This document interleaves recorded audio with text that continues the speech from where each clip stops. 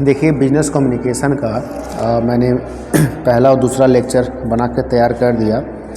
ये हमारा आज तीसरा लेक्चर है। इसमें हम पढ़ेंगे कि जो शाब्दिक संप्रेषण है उसके कितने प्रकार हैं और जो गैर शाब्दिक संप्रेषण है उसके कितने प्रकार हैं। मतलब शाब्दिक संप्रेषण के प्रकार और गैर शाब्दिक संप्रेषण के प्रकार, जब इन दोनों का डिटेल हम पढ़ लेंगे। इसके साथ साथ अगर कोई व्यवसाय है तो उस व्यवसाय की सफलता में ये जो कम्युनिकेशन है इसका क्या भूमिका है, क्या महत्व है, क्या उपयोगिता है, इसके बारे में हम लोग पढ़ेंगे। ठीक है। तो सबसे पहले आप यह जानें कि जो शाब्दिक संप्रेषण है यह मुख्य रूप से दो प्रकार का होता है।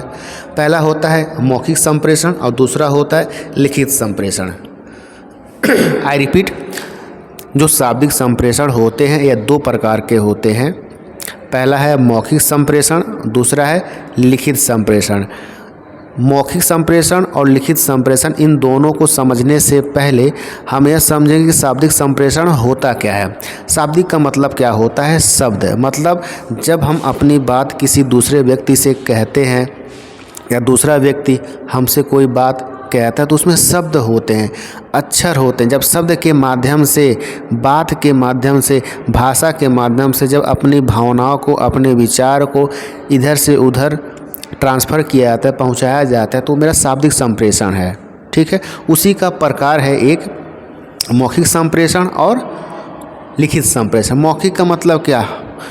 बिना लिखा हुआ, मतलब मुख से हम जो बात आपको समझा रहे हैं, सुना रहे हैं, मौखिक के माध्यम से ही सुना रहे हैं, तो ये मेरा संप्रेषण कैसा हो गया? मौखिक संप्रेषण हो गया। मैं आपको पढ़ा रहा हूँ तो जो पढ़ाने का मेरा तरीका है यह शब्द कैसे है, हम बोल के आपको समझा रहे हैं, सिखा रहे हैं। तो यहाँ पे जो आपके बीच और हमारे बीच जो संप्रेषण होगा वो कैसा संप्रेषण होगा? मौखिक संप्रेषण होगा। ठीक है। पहला हो गया यह। जब यही संप्रेषण हम लिख कर आपको देंगे या लिख कर समझाएंगे तो वो मेरा कैसा संप्रेषण हो जाएगा? लिखित संप्रेषण हो जाएगा। जैसे मान लीजिए आपको छुट्टी चाहिए तो आप एप्लीकेशन लिखकर मुझे देते हो, तो आप अपनी बात को मुझे बता रहे हो, समझा रहे हो, तो वहाँ किस प्रकार का संप्रेषण है? लिखित संप्रेषण है। ठीक है। आप बैंक में जाते हो अपना अकाउंट खुलवाने के लिए, तो आप वहाँ पे अपना डिटेल मौखिक रूप से बताते नहीं हो, आप वहाँ पे अपना डिटेल लिखित रूप से बैंक को देते हो, तो वहाँ पे संप्रेषण होता है बैंक के बीच और आपके बीच। तो वहाँ पे कैसा संप्रेषण हो गया? लिखित संप्रेषण हो गया। जैसे हम टेलीविज़न देखते हैं, न्यूज़ देखते हैं, तो न्यूज़ देखते हैं तो न्यूज़ में क्या होता है? मौखिक भी होता है, लिखित भी होता है, दोनों होता है। तो जो बिना शब्द के बिना लिखा हुआ जो सूचनाओं का आदान प्रदान होता है वो मेरा मौखिक संप्रेषण है। जब यही संप्रेषण लिखित होता है, लिख कर सूचनाओं का आदान प्रदान किया जाता है, तो मेरा क्या कहलाएगा? लिखित संप्रेषण कहलाएगा। समाचार हो गया। समाचार क्या है? लिखित संप्रेषण ही है। ठीक है। इसके बाद दूसरा मैंने क्या बताया था? पहले तो मैंने आपको शाब्दिक संप्रेषण बताया, दूसरा मेरा क्या है? गैर शाब्दिक संप्रेषण। मतलब जिस संप्रेषण में शब्द का अभाव हो, शब्द ना रहे, वो मेरा संप्रेषण कैसा हो जाएगा? गैर शाब्दिक संप्रेषण। मतलब इशारों में, संकेत में जो हम बातचीत करते हैं वो मेरा गैर शाब्दिक संप्रेषण है। जैसे मान लो मैं ओठ पे अगर ऐसे उंगली रखता हूँ, इसका मतलब मैं कह रहा हूँ कि आप चुप हो जाओ, लेकिन मैंने आपसे यह नहीं कहा कि आप चुप हो जाओ, शांत हो जाओ, लेकिन आपने मेरे संकेत को, मेरे इशारे को आपने समझ लिया। ठीक है। ट्रैफिक लाइट, जैसे ही हरा बत्ती जलता है तो हम चलने लगते हैं, लाल बत्ती जलता है हम रुक जाते हैं, तो वहाँ पे संकेत है, वहाँ पे कोई शब्द नहीं है। वहाँ पे आपसे यह नहीं कहा जा रहा है कि आप चलिए या रुकिए, वहाँ पे शब्द मतलब जो कहने का तरीका है वह संकेत के रूप में आपसे कहा जा रहा है, तो उसे हम क्या कहेंगे? गैर शाब्दिक संप्रेषण कहेंगे। ठीक है। इसके बाद देखिए, अगर कोई व्यवसाय है तो व्यवसाय की सफलता में जो संप्रेषण है उसकी भूमिका क्या है, इसके बारे में हम लोग जानेंगे। तो सबसे पहले यह है कि अगर किसी व्यवसाय को सुचारू रूप से, मतलब सही ढंग से चलाना है तो हमें संप्रेषण की ज़रूरत पड़ती है। संप्रेषण के माध्यम से हम व्यवसाय के सुचारू रूप से मतलब अच्छे ढंग से कुशलतापूर्वक उस व्यवसाय का संचालन करते हैं, लाभ कमाते हैं, अपना विकास करते हैं, अपने परिवार का विकास करते हैं, देश का विकास करते हैं। तो पहला उद्देश्य मेरा यह हो गया कि व्यवसाय को सही ढंग से सुचारू रूप से कुशलतापूर्वक चलाने के लिए संप्रेषण जरूरी है। पहला पॉइंट मेरा यह हो गया। दूसरा पॉइंट यह है प्रबंधन क्षमता बढ़ाने में सहायक। प्रबंधन क्या होता है? प्रबंधन का मतलब व्यवस्था करना। जब कोई काम करवाया जाता है तो काम करवाने के लिए हमें व्यवस्था करना पड़ता है। मतलब जैसे मान लीजिए मुझे खेत जुतवाना है तो खेत जुतवाने के लिए ट्रैक्टर का व्यवस्था करना पड़ेगा, मजदूर का व्यवस्था करना पड़ेगा, कुदाल का व्यवस्था करना पड़ेगा। ये सब कौन करेगा? मतलब यह सब काम जो किया जा रहा है ये प्रबंध के अंतर्गत आता है। आपके घर कोई नात बात मेहमान आते हैं तो नात बात मेहमान को बैठने के लिए कुर्सी, पानी देना, मिठाई देना, फिर चाय देना, नमकीन देना, ये सब क्या प्रबंध ही है।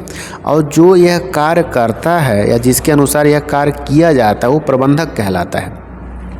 तो संप्रेषण के जरिए से, कम्युनिकेशन के माध्यम से जो प्रबंध करने की क्षमता है इसमें वृद्धि होती है, बढ़ोतरी होती है। अगर संप्रेषण ना रहे तो फिर प्रबंध का कार्य सही ढंग से नहीं चल पाएगा। तीसरा है योजना बनाने में सहायक। योजना क्या होगा? योजना मतलब भविष्य में मुझे क्या करना है, कब करना है, कैसे करना है, उसका जब लिखित रूप हम बना के तैयार कर लेते हैं तो वो मेरा क्या होता है? योजना। भविष्य में मुझे क्या करना है, कब करना है, कैसे करना है, उसका जब लिखित ब्यौरा बना के हम तैयार कर लेंगे तो उसी को योजना कहते हैं। तो संप्रेषण मतलब कम्युनिकेशन के माध्यम से ही हम योजना बनाते हैं और उसे चलाते हैं। तो पहला मैंने आपको बताया व्यवसाय को सुचारू रूप से या सही ढंग से चलाने के लिए संप्रेषण की ज़रूरत। दूसरा प्रबंध क्षमता बढ़ाने के लिए। तीसरा योजना बनाने में। चौथा लिखिए समन्वय स्थापित करने में सहायक। समन्वय का मतलब होता है तालमेल बैठाना। किसके किसके बीच तालमेल बैठाना?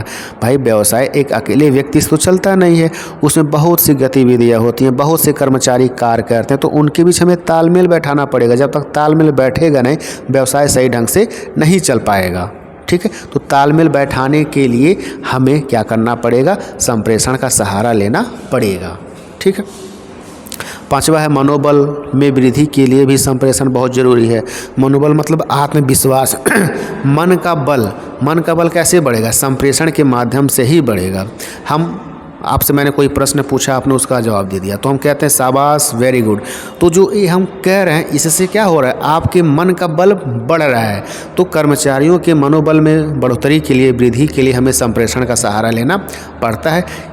तो मतलब व्यवसाय में अगर हमें सफलता हासिल करना है तो हमें कर्मचारियों के मनोबल को बढ़ाना पड़ेगा। तो कैसे बढ़ाएंगे? संप्रेषण के माध्यम से ही बढ़ाएंगे।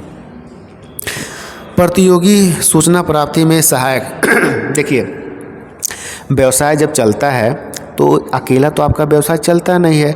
आपके व्यवसाय का जो प्रकृति है, जो नेचर है, जिस वस्तु का आप उत्पादन करते हैं, जिस वस्तु को आप बेचते हैं, तो उसी वस्तु का व्यापार कोई अन्य आपका प्रतियोगी भी तो करेगा। वो भी तो मान लीजिए आप कपड़ा बेचते हैं तो कपड़ा बेचने वाले कोई अन्य दुकानदार भी हो सकते हैं, तीसरे हो सकते हैं, चौथे हो सकते हैं। तो वहाँ पे क्या होगा? तो जो तीसरा है, जो चौथा है, वहाँ का सूचना आपके पास आना जरूरी है। अगर आपको व्यवसाय में सफल होना है तब। व्यवसाय में नहीं, हर क्षेत्र में प्रतियोगिता है तो जो सूचना है वो आपके पास आएगा कैसे? संप्रेषण के माध्यम से ही तो आएगा। अगर संप्रेषण नहीं रहेगा तो आपके प्रतियोगी का सूचना आपके पास नहीं आएगा। जब आपके पास सूचना नहीं रहेगा, जो इन्फॉर्मेशन नहीं रहेगा, तो आप व्यवसाय में, बिजनेस में कभी भी कामयाब नहीं हो पाओगे। आज का जो आधुनिक युग है इसमें इन्फॉर्मेशन, सूचना ही सब कुछ है। अगर आपके पास इन्फॉर्मेशन है तो आप देश में राज करोगे, आप देश का राजा होगे। अगर आपके पास इन्फॉर्मेशन नहीं है तो आप चाहे कितने भी शक्तिशाली क्यों ना हो, किसी भी काम का वह नहीं है। तो इन्फॉर्मेशन में बहुत शक्ति है। अगला है प्रभावपूर्ण नेतृत्व के लिए। नेतृत्व का मतलब नेता। नेता का काम क्या होता है? जो मेरा उद्देश्य है उस उद्देश्य की प्राप्ति के लिए जो हम रास्ता दिखाते हैं, ठीक है, वो नेतृत्व है। तो प्रभावशाली नेतृत्व मतलब जो रास्ता हम दिखाएंगे एक्चुअल में उसका प्रभाव पड़ना चाहिए। उद्देश्य प्राप्ति के लिए, तो जो मेरा उद्देश्य है उस उद्देश्य के प्राप्ति के लिए जो हम कार्य करते हैं या जो हमें रास्ता जो बताता है वो संप्रेषण के माध्यम से ही बताएगा, कम्युनिकेशन के माध्यम से ही बताएगा। जनसंपर्क में सहायक, देखिए व्यवसाय जो कार्य करता है किसके लिए करता है, समाज के लिए करता है, समाज के लोगों के लिए ही करता है। तो अगर अच्छे ढंग से व्यवसाय काम करेगा तो जनसंपर्क उसका बहुत बेहतरीन होगा, लाजवाब होगा, उस व्यवसाय पे लोगों का विश्वास होगा।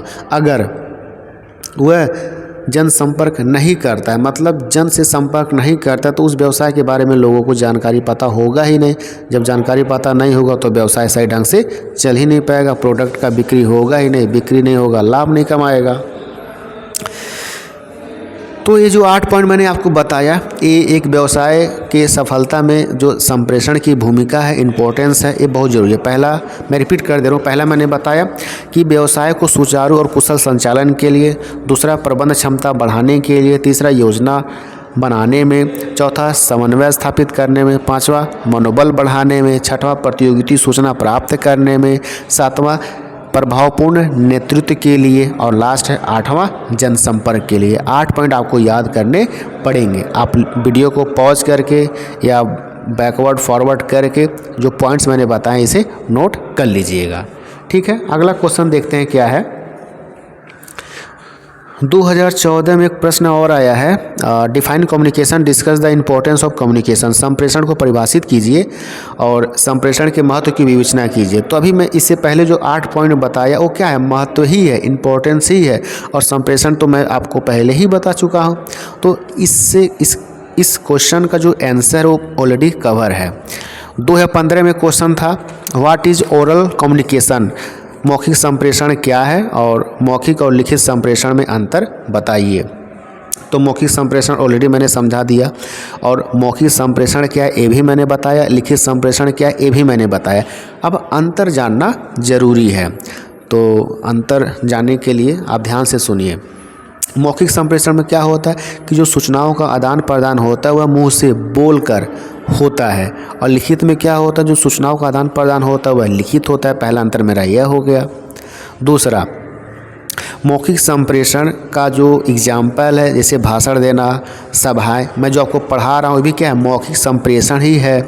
किसी का इंटरव्यू लेना, रेडियो सुनना, टेलीफोन में बात करना, ये सभी मौखिक संप्रेषण के उदाहरण हैं। और लिखित संप्रेषण में लेटर पढ़ना, समाचार पत्र पढ़ना, किताबें पढ़ना, ये सभी लिखित संप्रेषण के उदाहरण है। 2 अंतर हो गया। तीसरा अंतर,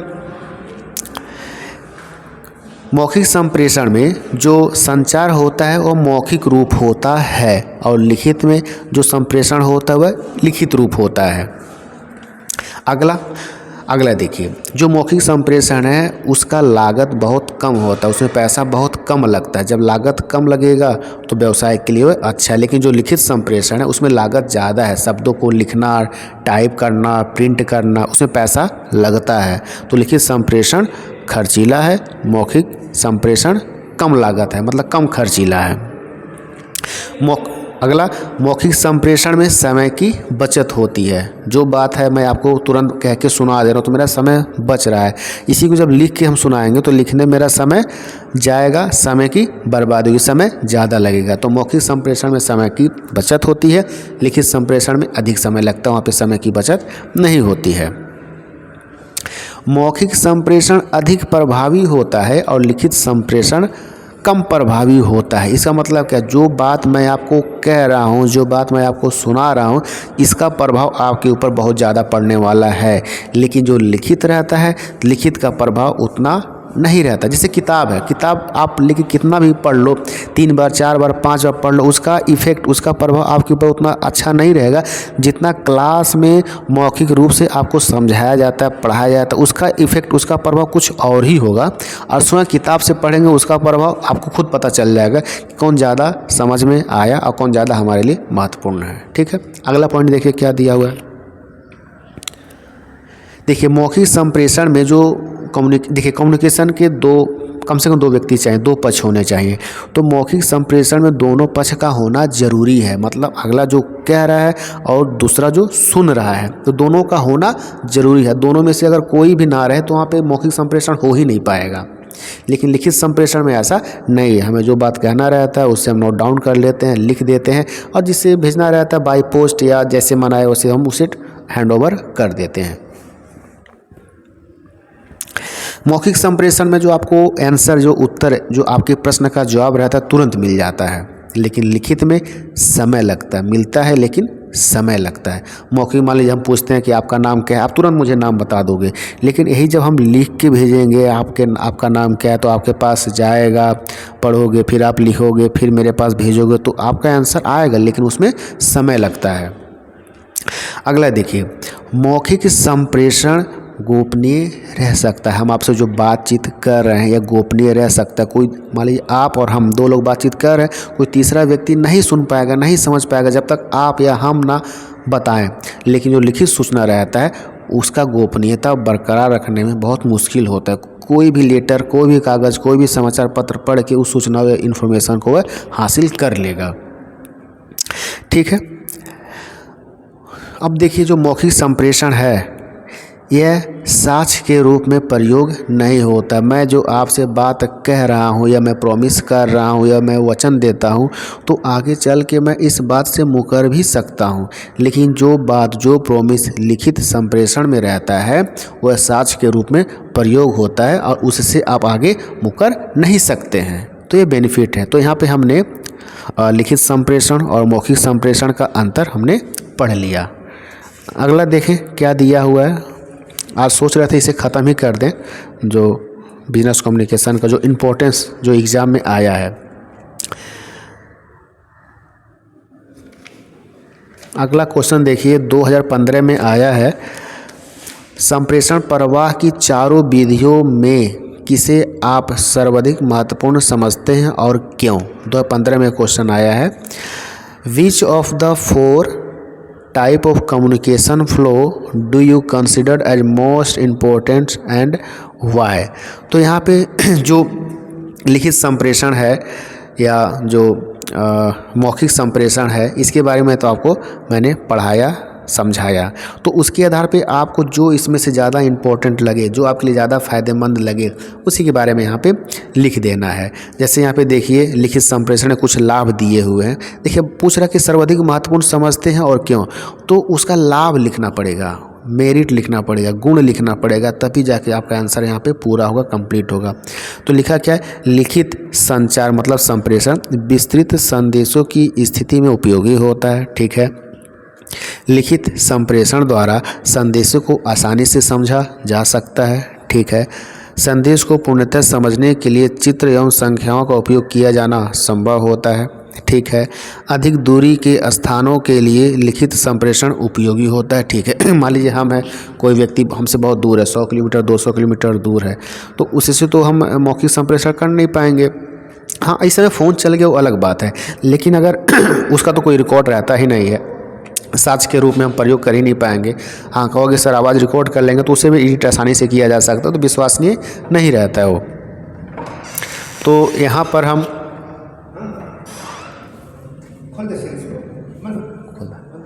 खोल रहा है।